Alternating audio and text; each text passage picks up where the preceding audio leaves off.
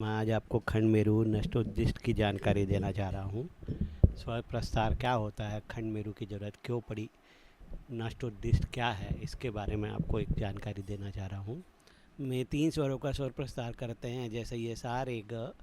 तो सा रे ग में जब अगला प्रस्तार करते हैं तो सा के नीचे हम क्रॉस कर देते हैं। इसका मतलब ये कि ये पहला स्वर हम फिर से रिपीट नहीं करेंगे, इसलिए उसके नीचे क्रॉस कर देते हैं। और दूसरा स्वर को हम ये देखते हैं कि दूसरे स्वर के पहले का जो स्वर लिखा हुआ है वह दूसरे स्वर से पहले के नीची तारता का है या नहीं।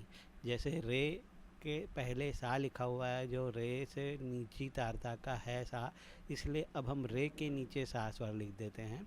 और जब एक बार ऐसा स्वर लिख देते हैं तो इसके बाद जितने भी स्वर आते हैं उन्हें जो कहते हो, जैसे यहाँ ग है तो यहाँ ग। अब हमने पहला स्वर प्रस्तार किया है जिसके दो स्वर मिल गए, सा और ग। अब बचा क्या, तो रे।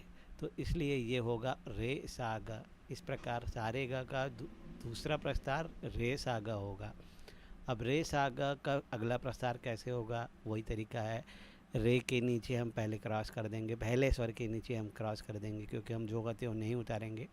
और सा के नीचे हम क्रॉस इसलिए कर रहे हैं कि सा की बाईं ओर का जो पहला स्वर है वो उससे नीची तारता का नहीं है, ऊंची तारता का है। जैसे सा से रे ऊंचा है, इसलिए यहाँ भी हम क्रॉस कर दे रहे हैं।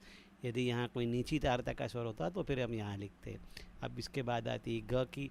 तो ग के बाई ओर दो स्वर है, रे और सा, जो दोनों नीची तारता के है, इसलिए ग से करीब का स्वर रे है, इसलिए हम ग के नीचे रे लिखें। अब रे लिखने के बाद बच्चे यहाँ दो स्वर हमको जो इनके उत्तर लाने हैं। रे लिख जाने के बाद सा और ग बचा, तो हम यहाँ सा और ग लिखेंगे। ग और सा नहीं लिखेंगे, पहले नीचे तारता उस बाद ऊपर तारता, इसलिए सा ग रे। इस प्रकार तीसरा प्रस्तार होगा सा ग रे। इसी प्रकार हम और आगे करेंगे। सा के नीचे क्रॉस, ग के नीचे सा इसलिए लिखा क्योंकि ग के बाईं ओर का स्वर सा है जो उसे नीची तारता का है, इसलिए हमने यहाँ सा लिख दिया। अब ये बचा हुआ रे वैसे ही लिख दिया। अब ये क्रॉस का उत्तर सारे तो हो गया, तो ग होगा, इसलिए ग सारे। चौथा प्रस्तार ग सारे होगा। इसी प्रकार आगे करेंगे। ग के नीचे क्रॉस क्योंकि पहला स्वर है, सा के नीचे क्रॉस क्योंकि सा के बाईं ओर का स्वर ऊंची तारता का है। रे के नीचे सा इसलिए लिखा क्योंकि रे के बाईं ओर सा है जो उसे नीची तारता का है। अब ये सा लिखने के बाद बचे क्या, तो रे और ग। तो रे और ग लिखे हैं, सा ग रे नहीं, रे ग सा, इस प्रकार लिखा। अब इसके आगे हम फिर करेंगे। रे के नीचे क्रॉस, ग के नीचे रे, इसलिए क्योंकि ग के बाईं ओर नीची तारता का स्वर है रे। अब एक बार स्वर लिख दिया है तो इसके बाद के स्वरों को जो कहते हो, यानी सा और सा। अब ये रे और सा हो गया तो बचा क्या, ग, इसलिए इसका उत्तर आएगा ग रे सा। तो इस प्रकार 3 स्वरों के प्रस्तार अंतिम ये 6 होंगे, वो इसलिए कि इसके आगे कोई प्रस्तार संभव नहीं है। ग के नीचे क्रॉस, रे के नीचे क्रॉस क्योंकि रे की बाईं ओर का स्वर ऊंचा है, और सा के नीचे भी क्रॉस क्योंकि सा के बाईं ओर के दोनों स्वर ऊंचे हैं, इसलिए ये अंतिम प्रस्तार कराएगा। इस प्रकार 3 स्वरों के कुल 6 प्रस्तार होंगे। और एक उदाहरण आपको करके दिखाता हूँ 4 स्वरों वाला। जैसे ये सारे गमा, सा के नीचे क्रॉस, रे के नीचे सा इसलिए लिखा क्योंकि रे के बाईं ओर का स्वर सा है जो उससे नीची तारता का है, इसलिए सा लिख दिया। और इसके बाद के स्वरों का जो करती हूँ ग और म। इसके बाद ये बचे सा ग म, बचा हुआ स्वर रे लिख दिया। तो इस प्रकार दूसरा स्वर प्रस्तार होगा रे सा ग म। अब रे के नीचे क्रॉस अगला प्रस्तार करेंगे। सा के नीचे भी क्रॉस आएगा क्योंकि सा के सामने जो स्वर है रे वो ऊंची तारता का है। अब ग के नीचे हमने रे इसलिए लिखा क्योंकि ग के पहले रे और सा दोनों नीची तारता के हैं और रे पहले आता है, इसलिए रे। और इसके बाद का म का स्वर जो कहते हो उतार दिया, रे म हो गया, बचा सा और ग, इसलिए तीसरा स्वर प्रस्तार होगा सा ग रे म। सा के नीचे फिर क्रॉस, ग के नीचे सा इसलिए लिखा क्योंकि ग के बाईं ओर का स्वर सा उसके नीची तारता का है, इसलिए हमने सा लिख दिया। अब रे और म जो कहते हो लिख दिए। अब सा रे म हो गया, बचा हुआ स्वर ग, इसलिए ग सा रे म। इस प्रकार हम देखते हैं कि सारे ग म का चौथा प्रस्तार ग सा रे म होगा। अब इसी प्रकार हम और आगे करते जाएंगे। इस प्रकार कुल 24 प्रस्तार बनेंगे और अंतिम प्रस्तार म ग रे सा आएगा, जिसके बाद हमें और भी कोई प्रस्तार करते नहीं बनेगा। तो इस प्रकार देखते हैं कि 3 स्वर के 6, 4 स्वरों के 24, 5 स्वरों के 120 इस प्रकार प्रस्तार बनते हैं। अब ये स्वर प्रस्तार तो हम कर सकते हैं, पर इसकी ज़रूरत क्यों पड़ी, खंड मेरू की ज़रूरत क्यों पड़ी? वो इसलिए पड़ी कि यदि हमको 4 स्वरों का चौथा प्रस्तार देखना है तो ग सा रे म होता है। अब सारे ग म पहला शुद्ध स्वर होता है, उससे यदि हम प्रस्तार इस तरह से करते गए तो हमारा उत्तर आएगा कि चौथा प्रस्तार ग सा रे म होगा। पर यदि मैंने बोल दिया कि 24वां प्रस्तार बताइए क्या होगा, तो फिर आपको वो पूरे 24 करने पड़ेंगे। और या हमने ये कह दिया कि 4 स्वरों का ग सा रे म कौन सा प्रस्तार होगा, तो आप 4 स्वरों का प्रस्तार करते जाइए। जब वो उत्तर आ जाएगा तो उसके सामने का अंक बता दिया जाएगा कि हाँ, सारे ग म का 4 स्वर का प्रस्तार ग सा रे म चौथा होगा।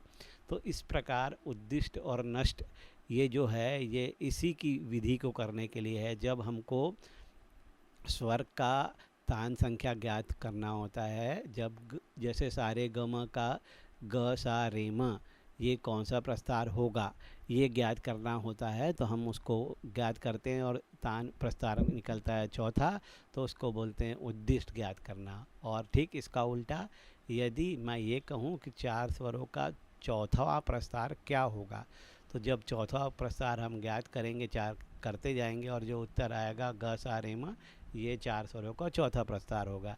इस प्रकार हम उद्दिष्ट और नष्ट क्रिया करते हैं, और इस नष्ट और उद्दिष्ट क्रिया को करने के लिए हमको खंड मेरू की ज़रूरत होती है, और वो खंड मेरू भातखंडी जी ने इस प्रकार से बनाया है। ये 6 खंड 7 खंड वाला एक डब्बा बना लिया, 1 2 3 4 5 6 7, और 7 से लेके 1 तक इस तरह से ये आकार देकर बना दिया गया। और इसमें पहले में तो 1 करके बाकी शून्य लिख दिया, और दूसरे लाइन में पहले इसमें 1, दूसरे इसमें 2 इसलिए लिखा कि 2 स्वर होते हैं, 2 स्वरों की प्रस्तार की। यहाँ 6 इसलिए लिखा क्योंकि 3 स्वर 1 2 3 स्वर के प्रस्तार मैक्सिमम 6 होते हैं। यहाँ 4 स्वरों के प्रस्तार 24, 5 स्वरों के 120, 6 स्वरों के 720। इस तरह से ये और ये लाइन आपको समझ में आ गई होगी। तो ये बाकी की लाइन सिर्फ पहाड़े लिखे गए, टेबल लिखे गए हैं। जैसे यहाँ 2 है तो 2 का टेबल 4, 6 है तो 6 का टेबल 6, 12, 18, 24 का टेबल 24, 48, 72, 96 इस तरह से ये टेबल लिखे गए हैं बाद में। और ये खंड मेरू की ज़रूरत हमको पड़ेगी उद्दिष्ट और नष्ट ज्ञात करने के लिए। पर यदि हम 7 के 7 स्वरों का प्रस्तार करके यदि 7 स्वरों का प्रयोग कर रहे हैं तो ये पूरा का पूरा खंड मेरू की ज़रूरत पड़ेगी। यदि हमको सिर्फ 4 स्वरों की ज़रूरत है या 3 की, तो हम 1 2 3 खंड वाला ही स्वर ये लेंगे खंड मेरू, और इसको बोलते हैं मेरू खंड। जैसे ये 4 स्वर वाला लिया है, 1 2 3 4, तो इसी की ज़रूरत है, तो इसको मेरू खंड बोलेंगे। अब एक उदाहरण देकर उद्दिष्ट और नष्ट के बारे में सिखाया जाएगा। जैसे ये उद्दिष्ट क्रिया, अब आप प्रश्न पूछा गया है कि म ग सारे 4 स्वरों वाला म ग सारे प्रस्तार कौन सा है। अब ये आपको ज्ञात करना है, तो आप या तो फिर स्वर प्रस्तार के तरीके से सारे ग म का हर ढंग से आप प्रस्तार करते जाइए एक के बाद एक, और जो म ग सारे आ जाएगा उसकी संख्या आप बता दीजिए। दूसरा तरीका ये है कि ये मेरू खंड के द्वारा निकाला जा सकता है, इसलिए मैंने 4 स्वर वाला खंड मेरू लिया। और आपको मूल क्रम सारे ग म मालूम है, और ये भी मालूम है कि आपको ज्ञात क्या करना है, म ग सारे इसकी स्वर प्रस्तार ज्ञात करना है। तो म ग सारे एक प्रकार का हमारा उद्दिष्ट क्रम है। अब इसे ज्ञात करने का तरीका ये होता है, ये पहला सोपान है जिसमें हम ये देखते हैं कि उद्दिष्ट क्रम का आखिरी स्वर मूल क्रम के आखिरी से कौन से नंबर पर है। जैसे उद्दिष्ट क्रम का आखिरी स्वर रे है, और वो रे मूल क्रम के आखिरी स्वर से 1 2 3 ये तीसरे नंबर पर है। तो जब ये हमको दिख रहा है कि आखिरी स्वर रे इधर से तीसरे नंबर पर है, तो हम मेरू खंड में 1 2 3 तीसरे डब्बे पर कंकण रखेंगे या टिक लगाएंगे, 1 2 3 यहाँ पर 12 पे। अब इसके बाद शेष मूल क्रम सा ग और म, क्योंकि रे की ज़रूरत हो गई है तो शेष मूल क्रम सा ग म और शेष उद्दिष्ट क्रम म ग सा ये होगा। ये उद्दिष्ट क्रम में रे हटा दिया गया है, बाकी वही है। अब फिर दोबारा यही किया जाएगा कि उद्दिष्ट क्रम का आखिरी स्वर मूल क्रम के आखिरी स्वर से कौन से नंबर पर है। तो उद्दिष्ट क्रम का आखिरी स्वर स्वा है जो मूल क्रम के आखिरी से तीसरे नंबर पर है, इस प्रकार। इसलिए अब ये पंक्ति का तो हो गया 4 स्वर वाला, अब 3 स्वर वाला लेंगे, इसलिए 1 2 3 तीसरे पे कंकण लगाया है यहाँ पर, ठीक है। अब ये शेष मूल क्रम में ग और म और शेष उद्दिष्ट क्रम में ग और सा ये बचेंगे। अब आगे करते हैं। अब ये फिर देखेंगे कि शेष उद्दिष्ट क्रम का आखिरी स्वर क्या है, ग, और मूल क्रम के आखिरी स्वर से दूसरे नंबर पर है, इसलिए 1 और ये 2। इस प्रकार यहाँ पे कंकण लगाएंगे। ये आखिरी स्वर 2 है तो ये यहाँ पे कंकण लगाएंगे। अब बचा म और म, ये पहले खंड पे होगा इस तरह से, और यहाँ पे कंकण लगा दिया गया।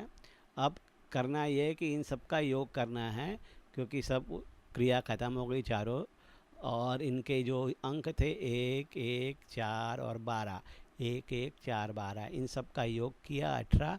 तो 4 स्वरों वाली म ग सा रे, ये जो हमें दिया गया था तान संख्या स्वरूप दिया गया था, उसका प्रस्तार हमने निकाला, वो होगा 18वां। ये 18वीं संख्या होगी। यानी हमको जब हम स्वर प्रस्तार करेंगे तो 1 से लेके 18 तक जब हम सारे 4 स्वरों का प्रस्तार करते रहेंगे तो जो 18वीं प्रस्तारी होगी वो म ग सा रे होगी। तो ये हमने गणितीय विधि से बहुत जल्दी से कर लिया। इसी का उल्टा, यानी हम यदि ये बोले कि 18वीं तान संख्या का स्वरूप क्या होगा, तो हमको ये नष्ट विधि से ज्ञात होगा। एक हम उदाहरण दे के करते हैं। जैसे 16 प्रस्तार, 4 स्वरों का 16 प्रस्तार, 16वां प्रस्तार क्या होगा, तो हमको वो हम मान लिए कि 16वां प्रस्तार ABCD होगा। हमने यहाँ ऊपर ABCD ले लिया है, 4 स्वरों वाला मेरुखंड ले लिया। अब हमें ये करना है कि यदि कोई भी स्वर प्रस्तार 16वां पूछा है तो एक कम करके सबसे पहले हमको एक में कंकण रख देने का है। यहाँ पर देखिए, एक कम किया और एक में कंकण रख दिया। अब ये शेष जो बची राशि है गिनती, इस पे हम यहाँ से चालू करेंगे कि सबसे अधिकतम जो अंक रहेगा उसको उसमें हम माइनस करते जाएंगे। जैसे यहाँ 18 पे तो रख नहीं सकते क्योंकि 15 छोटा है, 18 बड़ा है, इसलिए 12 पे कंकण रखा और 15 माइनस 12, 15 में से 12 घटा दिया, 3 आया। अब हम ये लाइन में एक बार कंकण रख दिए तो अब इस लाइन में रखेंगे, ऐसे हर जगह रखेंगे।